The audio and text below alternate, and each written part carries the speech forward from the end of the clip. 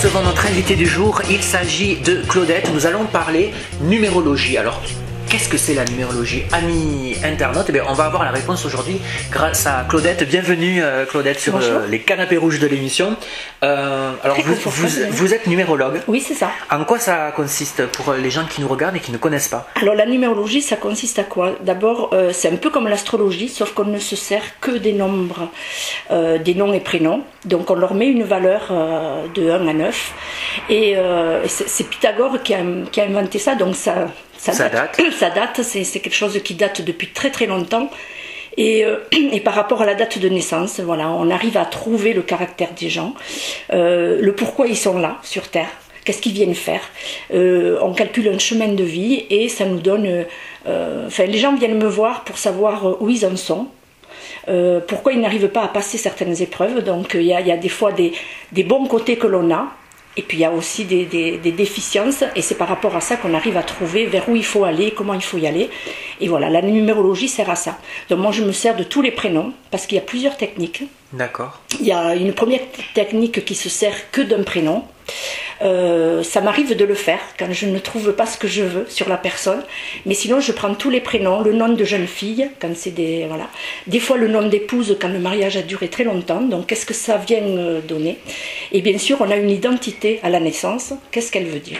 Voilà ce que c'est la numérologie, et c'est vrai que ça aide beaucoup de gens qui ne savent pas où ils en sont, ou qui veulent des fois créer une entreprise.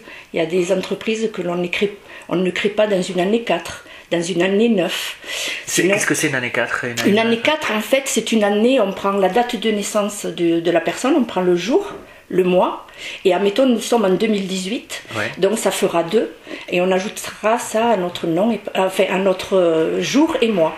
Et on saura à quelle année on vibre cette année, parce qu'il y a des années personnelles, on appelle ça. D'accord, voilà. Donc ça veut dire des années qui sont plus favorables à... Pour certaines choses, voilà. Donc c'est vrai qu'une année 4, admettons, quand on crée une entreprise, c'est une année de travail, mais en même temps, on se rend compte que les entreprises, elles vivotent.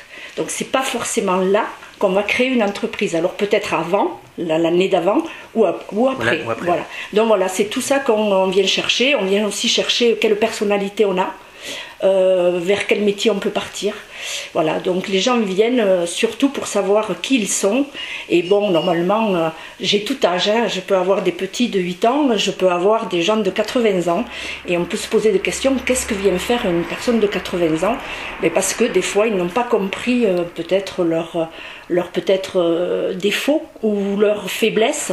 Et ils sont perdus dans quelque chose et ils viennent chercher comment le résoudre. Et il n'est jamais trop tard pour le résoudre. Jamais, jusqu'au bout. Même si on a 80 ans, on peut venir... Voilà, tout à fait. Voilà, il n'est jamais trop tard pour arriver à comprendre pourquoi on est là. Mais c'est vrai qu'il y a des chemins de vie. Alors le chemin de vie se calcule comment? La date de naissance. Donc on est né un jour, un mois, une année. On ajoute tout. On trouve, imaginons que nous trouvons un 33. On va le faire. D'accord. On va le faire. Alors, il vous faut de quoi écrire? Ça dépend si c'est compliqué, la date de naissance. 19, 11, 76. 76. Donc, 19, ça fait 1. 11, ça fait 2. Et 1976, donc, alors 9 et 1, 10. 10 et 7, 17. 17 et 6. 23. 23. C'est ça? 23, ça fait 5. 5 plus 2, ça fait 7. 7 et 1, 8. Donc, vous êtes un chemin de vie 8. D'accord. Alors ça, c'est un chemin de vie très fort. C'est pas possible. Si. Eh bien, j'ai bien fait de venir. Voilà. Déjà, avec un nombre 19, le 19 est toujours touché par le travail. D'accord. Alors c'est vrai que la numérologie, bon, ça c'est un côté particulier, parle souvent des vies antérieures. On y croit ou on n'y croit pas, ouais. C'est pas grave. Par contre, moi, le 19 me donne quelque chose sur vous. Ça veut dire que vous avez été quelqu'un qui avait été dans d'autres vies, si on y croit, un grand chef d'entreprise. Oh, mais toujours. Toujours, non. Voilà, c'est sûr.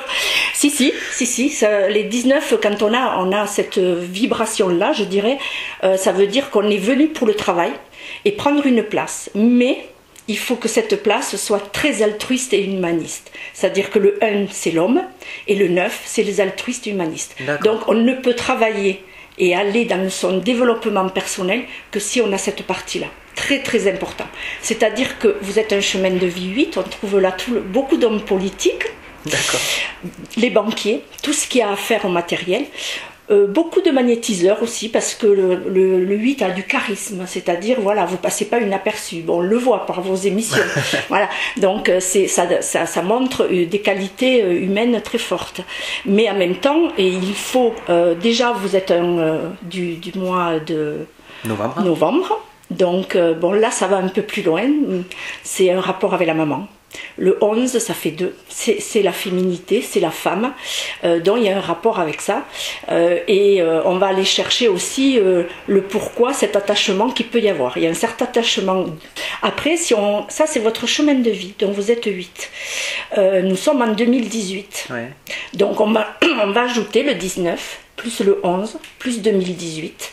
Donc 2018, ça fait 8, 9, 10, 11, donc 2. 2 et 2, 4 et 1, 5. Vous êtes dans une année 5. Donc cette année 5, elle prévaut des changements très rapides dans votre vie.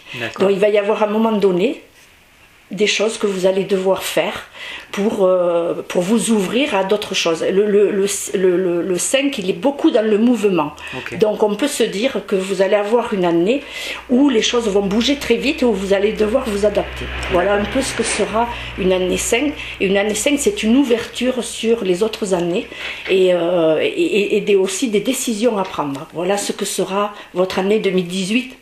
En gros, rien qu'avec une date de naissance. Ok, bon, c'est bien de le savoir à l'engendrer, comme ça je vais pouvoir me préparer. Alors vous disiez quelque chose d'intéressant tout à l'heure, vous disiez oui, quand j'ai donné les chiffres, alors pour moi ça me renvoie à des choses intérieures et vous me disiez qu'on y croit ou qu'on n'y croit pas, voilà. Et c'est la question que je voulais vous poser, est-ce que ça influe, si on vient vous voir et qu'on est sceptique, est-ce que ça va influencer ce qui peut nous arriver ou ce que vous allez nous dire, ou est-ce que ça joue dessus? Alors c'est très important ce que vous dites, parce que justement ce que moi je fais, c'est que je veux que les gens soient responsables de leur vie. La première chose que je fais quand je reçois les personnes, je leur dis qu'ils sont responsables à 100% de leur vie, que cette vie ils l'ont choisie, qu'on est à l'école sur Terre ou dans une autre dimension, donc on a des choses à apprendre. Donc moi ce que je vais dire, c'est un cheminement, mais je ne peux pas forcément prévoir le futur, c'est eux qui ont leur vie en main. Donc c'est vrai qu'il faut aussi faire attention. Moi je rends à César ce qui est à César, c'est-à-dire je ne suis pas là pour leur dire ce qu'ils ont à faire. Et moi je suis plutôt là pour leur dire, voilà, il y a des choses compliquées dans votre vie, mais vous pouvez changer les choses du côté positif. Voilà, il y a des tempêtes à passer, il y a des ouragans, on en a tous, voilà, il y a des blocages, mais c'est là qu'on grandit. Donc ce qui est intéressant, c'est savoir peut-être qu'est-ce qui est faible chez nous, et peut-être aller chercher alors cette faiblesse, c'est aussi une qualité puisqu'elle est au plus profond de nous. Et moi c'est vrai que votre question est importante. Je ne suis pas là pour donner la main aux gens pour vivre leur vie. Je suis juste là pour leur dire, voilà, il y a des choses comme ça, vous êtes comme ça, mais ça peut se changer, et ça c'est à se travailler. Je prends l'exemple, quelqu'un qui va être un chemin de vie 6 ou qui va avoir une vie sentimentale très compliquée. Elle a un travail à faire sur elle-même. C'est-à-dire, pourquoi on dit toujours que, admettons, voilà, on est responsable de sa vie. Je ne veux pas que les gens deviennent des victimes. Voilà. Ils viennent parce qu'ils ne sont pas bien. Moi, ce que je veux, que quand ils repartent de chez moi, voilà, ils aient une lueur d'espoir. Il y a toujours du soleil. Voilà. Et c'est ça que j'apprends aux gens, c'est vraiment prendre leur vie en main. Voilà, moi je suis pas là pour ce côté où vraiment on insiste sur leur vie, ce qui est dangereux quand on fait entre parenthèses de la voyance. Eh bien, c'est exactement ce que j'allais vous dire, parce que souvent les gens ont cette confusion là. Oui, il peut y en avoir. Dire, en fait, vous faites de la voyance, et c'est très différent, puisque la voyance, effectivement, c'est de projeter, de donner aux gens. Voilà, c'est ça. Alors que vous, c'est un travail différent. Voilà, c'est un travail tout à fait différent. Même si je projette quelque chose, mais la numérologie n'est pas de la voyance. Elle donne des aspects de notre vie, et qu'est-ce qu'on va en faire? Est-ce que vous allez prendre ce chemin ou vous allez prendre l'autre qui vous ramènera à ce chemin? Mais comment? Voilà. Et il y a des gens qui ne sont pas du tout dans leur chemin. C'est-à-dire, imaginons des gens qui ont un chemin de vie 3, donc c'est des gens dans la communication, dans la créativité, Ah ben ça m'aurait plu ça. Ah oui, je pense, vous devez avoir beaucoup de 3 d'ailleurs, je pense, si on regarde vos noms et prénoms, il doit y avoir beaucoup de 3. Donc si jamais ils ont ça, et qui sont, admettons, secrétaire où la personne elle est à la chaîne dans une usine. Il y a une frustration, probablement. Voilà, c'est ça, vous avez tout compris. Donc cette frustration, il faut la travailler. Et comme ça, on peut changer les choses de sa vie. Voilà. Comme ça, on arrive à vraiment ce que l'on est, ce qu'on a envie de faire. Mais tant qu'on n'aura pas fait un travail sur soi, à comprendre pourquoi on se retrouve là, et des fois, c'est parce qu'on a peur d'aller vers l'inconnu, hein, c'est ça. Moi, voilà, j'essaye de montrer que l'inconnu, il n'est pas dangereux, et c'est toujours intéressant d'y aller. C'est peut-être cette lueur d'espoir qu'on peut avoir. Mais c'est vrai que il faut faire très attention à des gens qui disent voilà, ta vie sera ça. Oh, c'est déjà conditionné. Moi, je ne conditionne pas les gens. Oui, parce que du coup, on a l'impression qu'on peut avoir aucune influence sur sa propre vie, alors que la personne, imaginons-moi, je peux influencer la vie des gens. Ça me dérangerait. Par contre, ce qui me plaît beaucoup, c'est de les rendre responsables et non pas victimes. Ouais, parce que beaucoup de gens se sentent victimes. C'est-à-dire, c'est toujours la faute des autres. D'accord. Comment est venu cet intérêt pour la numérologie? Comment vous avez démarré? Parce que c'est pas commun. Comment ça vient en fait? Alors ce qui s'est passé, c'est qu'à la base, je suis comptable. Bizarre. Mais il y a les chiffres. Voilà, les chiffres. Mais d'ailleurs, il y a toujours eu un amour pour les chiffres. J'étais toujours, quand j'étais petite, ce côté ésotérique, astrologie, connaissance de soi, tout ça m'a toujours intéressée. Mais c'est rigolo parce qu'il y a quand même un contraste entre l'aspect comptable qui est quand même très cartésien, très voilà, et ce côté-là. Oui, qui est spirituel, ésotérique, qui est dans l'inconnu et l'invisible. Tout à fait. Donc, comme les mathématiques d'ailleurs. Exactement. Voilà. Donc, pourquoi il y a les mathématiques qui existent? C'est pareil un peu. Ça, on se le demande. Oui. Donc voilà. Et en même temps, pourquoi j'y suis arrivée? Parce que j'ai toujours été attirée là-dedans. J'avais certainement un ressenti par rapport à ça. J'étais pas douée pour l'astrologie, c'est-à-dire je comprends très bien ce qu'on me dit, mais j'arrive pas à le développer. Et un jour, je suis tombée sur quelqu'un qui faisait de la numérologie et ça m'a plu. Voilà.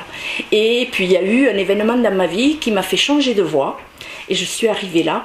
Et petit à petit, j'ai profité de cet arrêt que j'avais dans ma vie pour me plonger là-dedans. Et en fait, j'ai commencé par moi-même, en fait. J'ai commencé à avoir des réponses sur moi. J'ai dit, en fait, il y a des choses qui étaient écrites.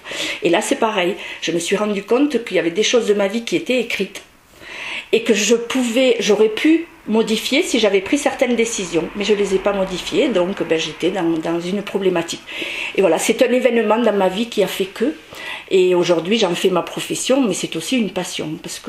Et après, ce qu'il faut se dire aussi, c'est que la numérologie ou toute autre science, ou toute autre passion comme ça, c'est très ouvert. C'est-à-dire, je ne détiens pas forcément la vérité, je m'informe encore, je cherche encore. C'est vraiment. Oui, parce qu'il y a une formation, ou alors on se forme tout seul au fil des années, ou c'est la pratique qui. Alors la pratique, ça y fait beaucoup. La curiosité, voilà, je prends sur beaucoup de techniques. À la base, j'ai commencé une formation. Mais très vite, la personne qui me formait m'a dit je crois que tu es très douée. Donc j'ai commencé à travailler seule. Et en fait, j'ai suivi mon intuition et j'ai travaillé. Et je mélange plusieurs techniques en fait. Hein. Voilà. Et aujourd'hui, j'apprends encore et j'aimerais transmettre, on me le demande. C'est-à-dire que des personnes qui viennent me voir aimeraient savoir se servir de leurs dates, de leurs chiffres, pour peut-être appréhender certaines choses. Donc ça, c'est peut-être un futur, je ne sais pas, on verra. Mais je trouve que c'est bien que chacun puisse s'en servir tous les jours, parce qu'il y a des jours où ils sont meilleurs que d'autres pour tout le monde. Et voilà. Mais c'est vrai que c'est un événement de ma vie qui a déclenché ça. Voilà. Alors, si les gens qui nous regardent veulent vous contacter, vous consultez où et comment on peut vous contacter? Alors, je consulte chez moi, à Bordère, sur les chaises. Alors, je consulte aussi par téléphone. D'accord. Et ça marche très très bien. Voilà, je consulte dans toute la France par rapport à des gens qui sont très loin, c'est toujours par téléphone. Et c'est même hors France aujourd'hui. Et après, je fais ça en cabinet chez moi. Et on peut me contacter au 06 64 09 48 86. Vous n'avez pas eu le temps de noter, ce n'est pas grave, le numéro s'affiche en bas de votre écran. Et puis vous pouvez retrouver également Claudette sur sa page Facebook. Claudette Delas. Merci beaucoup d'être venue nous éclairer. Alors moi sur ma vie perso, hein, c'est toujours bon à apprendre, et puis sur la numérologie en particulier, parce que c'est vrai que c'est pas forcément connu voilà, par les gens qui nous et merci regardent. De m'avoir reçu. Merci. Avec grand plaisir. Bonjour à tout le monde. Aujourd'hui, on va parler petites dents, petites quenottes des enfants qui poussent et qui font très très mal. Parce que vos enfants, quand ils naissent, ils n'ont pas de dents. Ils sont gencives toutes nues. Et quand elles poussent, en fait, ils ont très très mal. Et il paraît même que nous, si on avait cette poussée dentaire à l'âge adulte, on ne le supporterait pas, on se taperait la tête contre les murs, ça serait vraiment horrible, quoi. Donc, à quoi voit-on qu'un bébé fait une poussée dentaire? Il y a plusieurs petits signes qui peuvent vous le montrer.